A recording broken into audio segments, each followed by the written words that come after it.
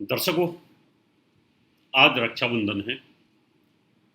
रक्षाबंधन पहली बात क्यों मनाया जाता है, इसका शुभ मुहूर्त क्या है और कैसे मनाना चाहिए, और रक्षाबंधन पर भद्रा का क्या महत्व है, इसकी जानकारी मैं आज आपको सटीक दूंगा। आज सुबह 10:59 पर पूर्णिमा शुरू हुई। पूर्णिमा के साथ भद्रा भी शुरू होगी। जर्नली क्या होता है, कभी कभी भद्रा पूर्णिमा के उत्तरार्ध में आती है, कभी पूर्वार्ध में आती है। तो इस बार तो भद्रा पूर्णिमा के साथ ही शुरू हो गई। अब बड़ी परेशानी ये हो गई है, भिन्न भिन्न मतों के जो लोग हैं यहाँ कंट्राडिक्ट हो गए हैं, क्या आज मनानी चाहिए या कल मनानी चाहिए।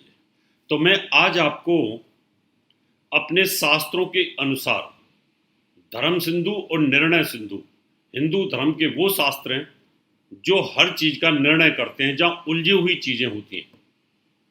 तो मैं आज आपको बताना चाहता हूं, सुबह 10:59 पर पूर्णिमा के साथ साथ भद्रा भी शुरू हुई है।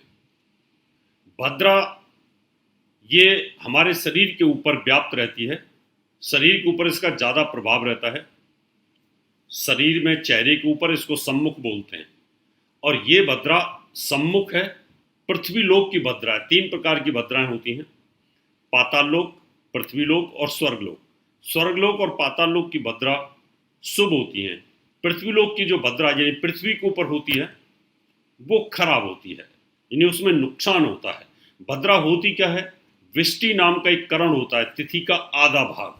यानी जैसे जैसे तिथि के ऊपर से चंद्रमा चलता है, 6 डिग्री चलता है, उस विष्टि नाम के करण पर जब चंद्रमा मूव करता है तो पृथ्वी लोक के ऊपर पूर्णिमा के दिन अमृत फेंकने के बजाय उस दिन वो पॉइजन फेंकना शुरू कर देता है, जहर फेंकना शुरू कर देता है, अशुभ योग बनाता। अशुभ योग के अंदर रक्षा सूत्र नहीं बांधा जाता। अब बात आती है तो हम इसको बांधे कैसे। और ये भद्रा शाम को 9:03 तक चलेगी। अब हमारे पास ऑप्शंस ये हैं, या तो हम रात को 3:09 के बाद में, और अमृत काल यानी अमृत की चौघड़िया के अंदर वो 1.5 घंटे की अप्रॉक्सीमेट ये समय के हिसाब से होती है, करीब 1 घंटा सवा घंटा ऐसे उसका योग होता है, उसमें बांधी जाए वो। और या फिर पूर्णिमा 31 को सुबह 7:05 तक रहेगी, उससे पहले पहले ब्रह्म मुहूर्त में हम बांध लें। कुछ लोग ये कह रहे हैं कि 31 तारीख को पूरे दिन भी बांध सकते हैं, लेकिन ये गलत है, ये शास्त्र के विरुद्ध है। ज्योतिष पीठ के शंकराचार्य और मुक्तेश्वरानंद जी ने इस बात को क्लियर कर दिया है। उन्होंने अपने फेसबुक लाइव में कहा था, और उससे पहले हम बता चुके थे। इसका कारण यह है कि कल यानी 31 तारीख को 7:05 पर पूर्णिमा समाप्त हो जाएगी, और पूर्णिमा समाप्त होते ही यानी भाद्रपद शुरू हो जाएगा और उसकी प्रतिपदा शुरू हो जाएगी। और भाद्रपद में भी वो जो तिथि है पहली प्रतिपदा, उसका 6 है। 6 का मतलब है तिथि समाप्त। और जब तिथि 6 होती है तो उस तिथि पे बड़ा कष्ट होता है, इसलिए तिथि 6 के अंदर भी कोई शुभ कार्य नहीं होता। जैसे भद्राओं में कोई शुभ कार्य नहीं होता, तिथि 6 में भी कोई कार्य नहीं होता है, क्योंकि ये अशुभ होती है। कई लोग अपनी अपनी ज्योतिष चला रहे हैं। वो बोलते हैं कि भगवान को याद करके, भगवान गणेश को या भगवान शंकर को, विष्णु को, जो भी कृष्ण भगवान को आप एक बार बांध करके और पूरे दिन मना सकते हैं। गलत है, अनर्थ हो जाएगा, क्योंकि जब तिथि का क्षय हो तो वो शुभ नहीं माना जाता।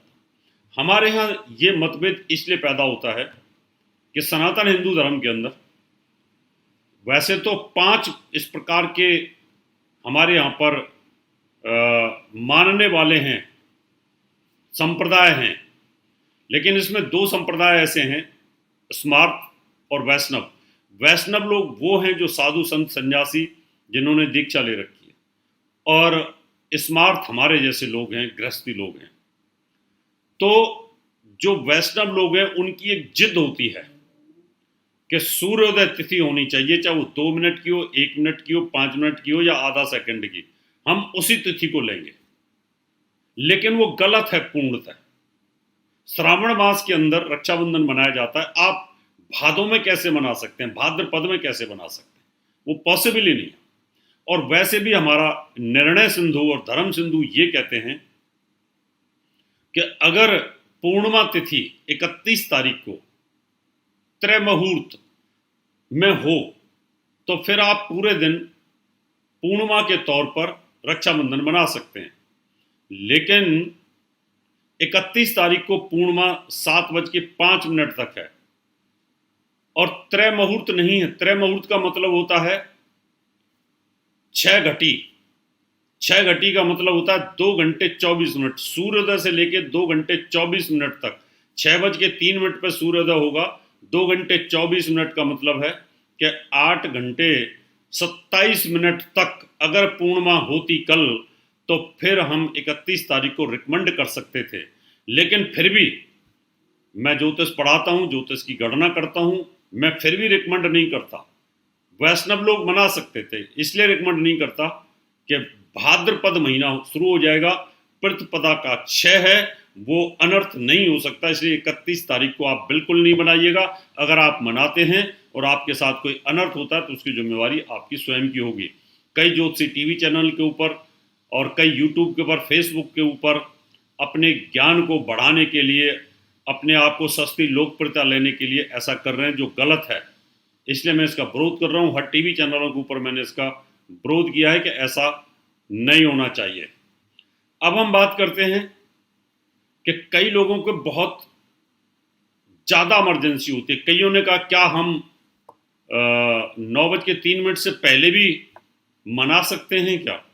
हाँ, इसका एक मैं उदाहरण देता हूँ। जो भद्रा होती है, सम्मुख जो भद्रा होती है, उसके 5 घटी सम्मुख यानी मुंह के ऊपर रहती हैं, फेस पर।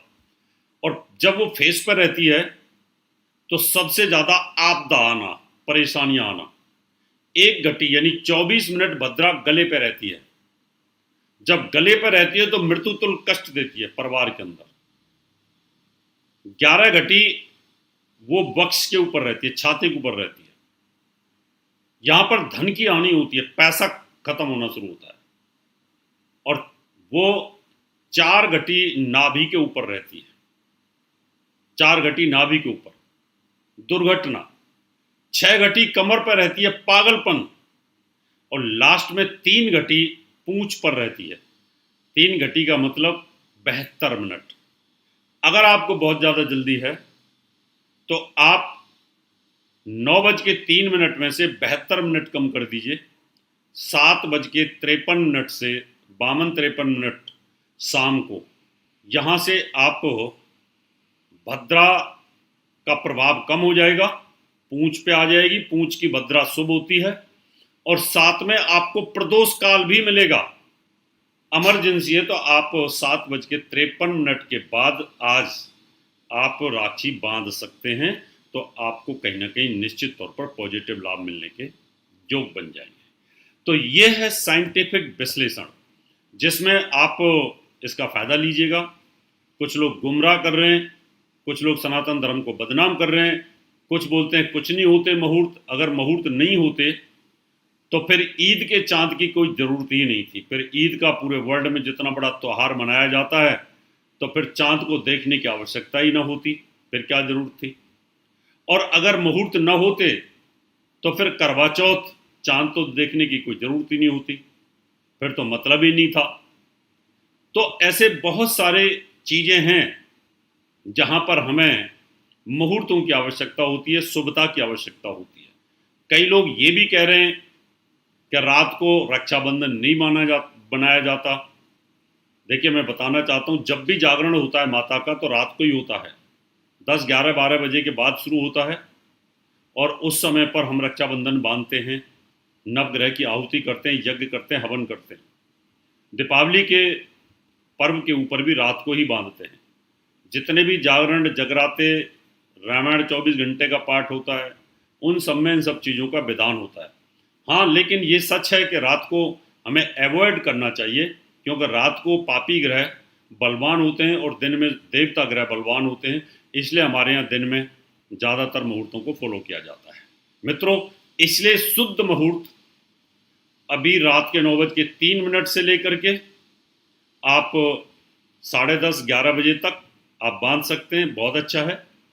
और अगर आप सुबह बांधना चाहते हैं तो ब्रह्म मुहूर्त में सुबह 6:03 सूर्योदय के बाद से या उससे पहले से भी लेकर के, और 7:05 तक आप सुबह सुबह भी बांध सकते हैं।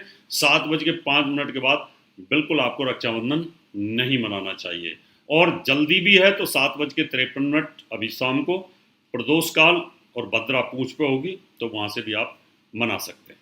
धन्यवाद।